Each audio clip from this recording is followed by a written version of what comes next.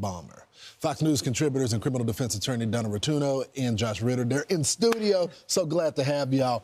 Okay, so a lot of people in the audience, they've been messaging me. How did he get such a great legal team? You know this business. How did he do it, Donna? So first of all, anytime you're charged with a capital offense where you're looking at the death penalty, you must be assigned lawyers who are certified in death cases. So therefore, that pool shrinks a little bit because we only have 27 states in the United States that allow for death penalty. So therefore, there's not as many lawyers that you can choose from. So these lawyers have to accept their appointment. They have to be certified and they have to be qualified. So if there's a public defender's office within the state that does not have lawyers certified to try death penalty cases, they need to go outside and find lawyers that will accept appointment, and that's what they did here. Josh, the other question I get is, what type of lawyer takes this case? You know this is a practicing lawyer that even the accused deserve, even when the evidence is overwhelming, deserve legal counsel. But there's a lot of people that see the assassination and say, how could someone take this case? No, it's an incredibly difficult undertaking. Listen, first of all, you're talking about the highest of stakes for a criminal defense attorney. Your client is looking at the death penalty, but then you put that on this nationwide attention and all of the media coverage that it's going to get. You need a particular type of attorney and a particular type of attorney who is qualified and experienced and wants to take on that type of a challenge. I mean, they're going to be essentially fighting for their client's life, and I think we can all agree this is likely going to head to a trial, because how do you negotiate a plea on this unless the government is willing to offer him something less than the death penalty? That's exactly. Donna, you've been doing this a long time, and you've had some clients of yourself. There are tough cases.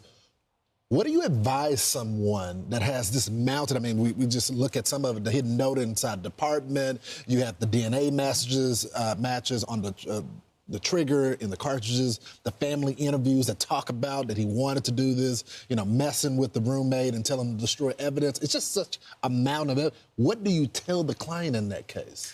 Well, you tell the client that you're going to look at the evidence very judiciously. You're going to go through it. You're going to see if there's any motions that you can file to potentially quash or get some of that evidence thrown out.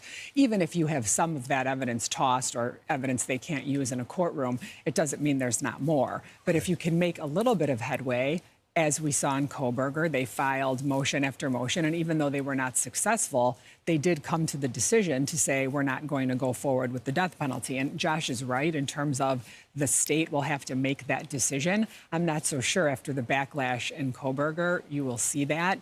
I know Erica Kirk has said she's going to let the government make the decision, so the government can't then fall back, and the state of Utah can't say, well, you know what, it was up to the family.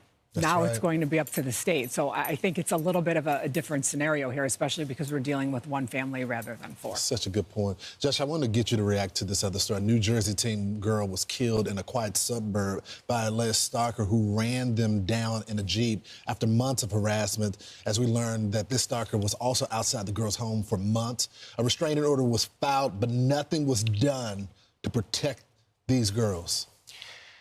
It's a complete tragedy, but it's even compounded by the idea that, to me, in my view, looking at this, and I hope that we find out more about it and there's some sort of explanation for it, but it sounds like a failure on the part of law enforcement. 3 months he's sitting outside of their house. They have to go about getting a restraining order themselves. Where are the police? Where's the involvement? Where's anybody trying to prevent this? And now it leads to this incredible type of tragedy. It breaks my heart, but I'm further frustrated by the idea that it looks like had law enforcement been more proactive, this could have been avoided. It breaks my heart being a part of law enforcement, understanding the stakes are high. Every time I hear about rape kits being stacked up and not being processed, it's definitely a failure on the part. You got to protect victims.